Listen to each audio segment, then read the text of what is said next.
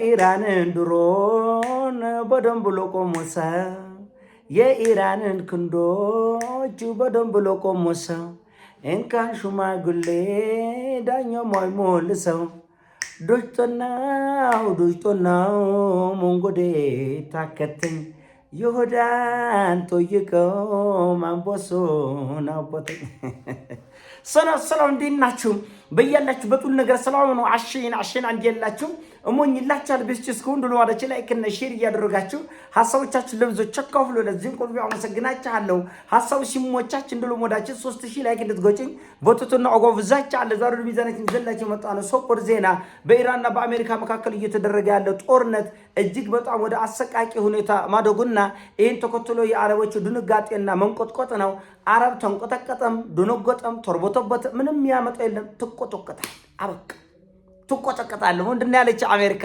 እያንዳንዱ ግዙፍ መርከብ በሆርሙዝ ሰርጥ በኩል የሚያልፍ እያንዳንዱ ግዙፍ መርከብ 30 ሚሊዮን ዶላር ይከፍለኛል። እኔ ሀብታም ሀገሮችን የምጠብቅበት ምንም ምክንያት የለም። ከፍለ ነው የምታልፈው ለአሜሪካ ለአሜሪካ ከፍለ ነው። ማታ ምን አልካች? የነዳጅ ዋጋ 5% ጨምሯል ብያችሁ ነበር። አሁን 10% ጨምሯል። በወጣፍ ጨምሯል። ምን ታመጣል? እና አረቦቹ በዚህ በኩል ኢራን አገራቸውን ታውድማለች። ነዳጅ ማጣሪያውን፣ ነዳጅ ማመንጫውን፣ የነዳጅ ተቋማትን ታውድማለች። በዚህ በኩል ደግሞ ከዛ እንደምንም ተለቃቅሞ የመጣው ነዳጅ ደግሞ አሜሪካ 20% ትከፍሉኛላችሁ ብላለች። ይሄ ማለት ምንድነው? እጅግ በጣም ግዙፍ የሆኑ የነዳጅ ጫኝ መርከቦች ላይ እስከ 30 ሚሊዮን ዶላር ኢራን ጠይቃ የነበረው 2 ሚሊዮን ዶላር ነው። ከአንድ መርከብ ላይ 2 ሚሊዮን ምን አላት? ምንም የላትም። ከአንድ በርሚል ላይ $1 ነው ጠይቃ የነበረችው ኢራን ማለት ነው። አሜሪካ 15 እጥፍ ነው የጠይቀችው። 15 እጥፍ። እኔ እንደውም የመሰለኝ ነገር ፍለጋ ነው ይሄን ጦርነትን ለማቆም አረቦችን አላቃቸውም ብላ ለመፈርጠጥ አሜሪካ ሰበብ እየፈለገች ነው የመሰለኝ እንጂ 30 ሚሊዮን ዶላር ከአንድ መርከብ ላይ ከግዙፍ መርከብ ላይ 30 ሚሊዮን ዶላር አነሱ ካሉት ላይ ደግሞ እስከ 20 እስከ 15 ሚሊዮን ዶላርም ትከፍላለች። ኢራን 1 ሚሊዮን ዶላር የምትጠይቅበትን አሜሪካ 15 ሚሊዮን ዶላር ነው የምትጠይቅበት። ኢራን 500,000 የምትጠይቅበትን አሜሪካ 7.5 ሚሊዮን ዶላር ነው የምትጠይቅበት። እና ይሄ በጣም ሰቅጣጭ የሚባል ነው። አረቦቹ ደንግጠዋል። ግን እግር መላስ የለመደ ሰው ምንም አማራጭ የለውም። በነገራችን ላይ ሊከፍሉ ይችላሉ።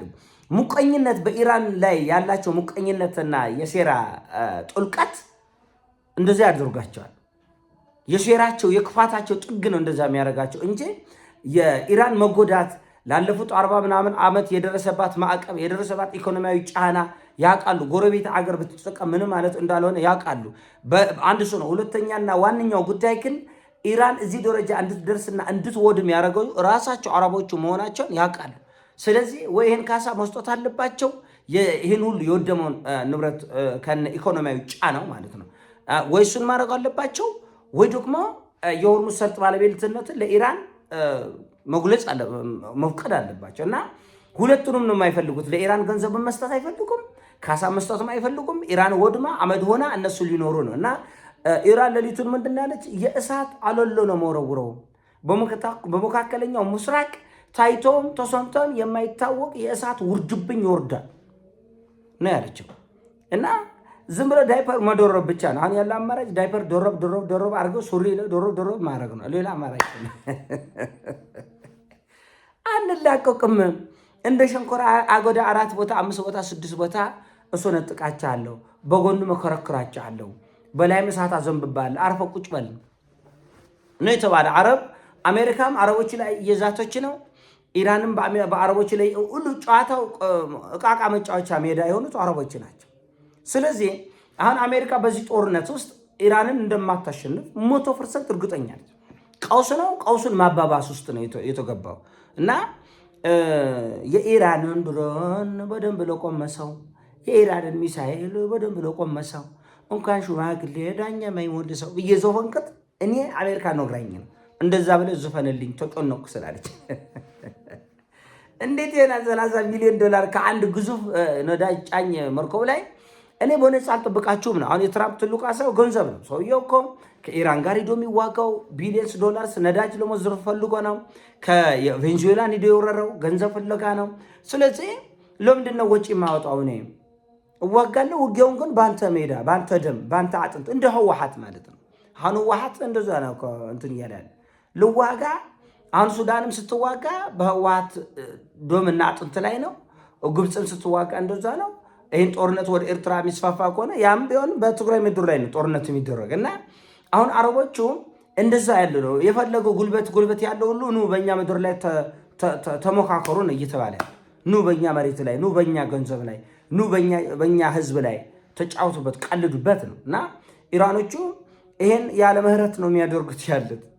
አሁን የነዳጅ ዋጋ ይጨምራል እያቻለ አሁን ነገ ደግሞ 15 ከነገ ወዲያ 20% እንደዛ እያለ ይጨምራል። ግድ ነው የሚጨምረው፣ ወደነ በግድ ይጨምራል፣ በግድ ይጨምራል። በዚህም ሁሉም የሚወጣው ነዳጅ ላይ ነው። አሁን በነገራችን ላይ መኪኖች አሮጌ ሲሆኑ ብዙዎቻችሁ የምታውቁት ነው።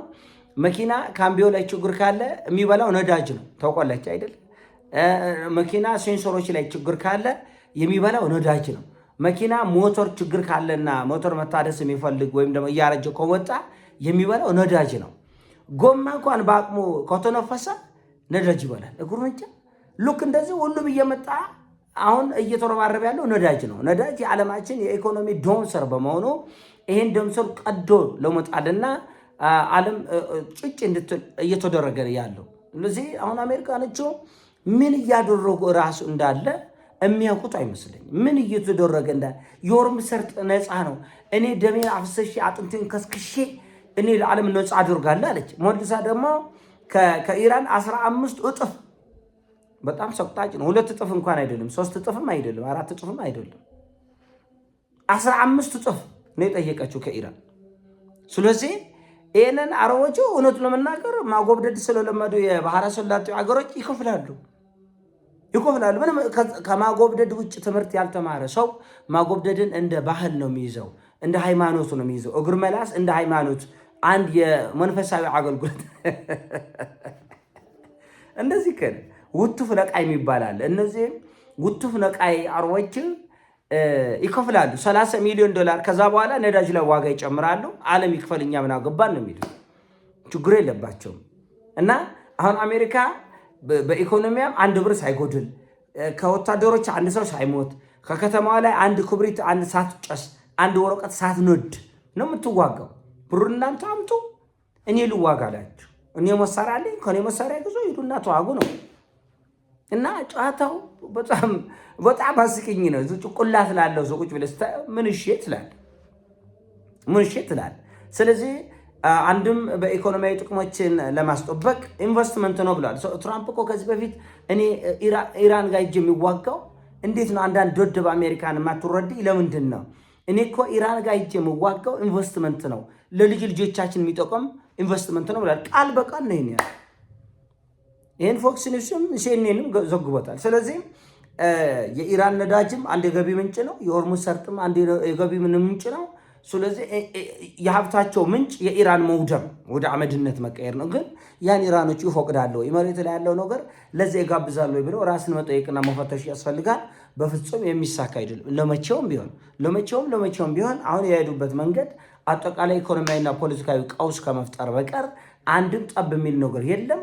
ኢራኖቹ በትክክል ነው፣ አሜሪካ የተናገረችው ትክክል ነው፣ ክፍያውም ትክክል ነው። ግን ትንሽ ተጋኗል እና እኛ ባስተያየት ነው ኢራን ባስተያየት እናስቆፍላችኋለን፣ ባስተያየት እንጠብቃችኋለን። እናንተ ተጠቃሚ፣ እኛ ተጠቃሚ፣ ሰላምና ፍቅር ይነግሳል በቆጠና ነው እያለ ያለን።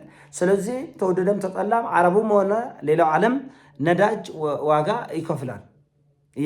የሆርሙዝን መተላለፊያ የአገልግሎት ትከፍላል ግዴታ። ይሄ ተጎደ ነው እና አባስ አርጋቼ ሲሳለቁ ነበር በአሜሪካ የክፍያ ጉዳይ።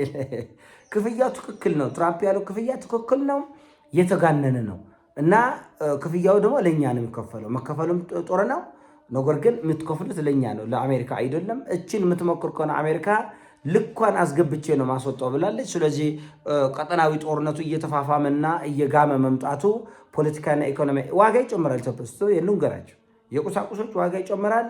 ያው ጮርሴ ለማይወድ ነጋዴ አለ። ስለዚህ እየተፋፋመ እየተጋጋለ ኢኮኖሚያዊ ፖለቲካዊ የኛ ላይ ደግሞ ጦርነትም ይጨምራል። እኛ የራሳችን ጦርነት አለ። ስለዚህ በጣም ውስብስብ ነው ነገርየው፣ ውስብስብ ነው። ኤኒዌይስ ይሄን ሐሳብ ሲሞቻች ላይክ አድርጎ ሼር አድርጎ ወዳችኋለሁ። ሞቻቸው ፒስ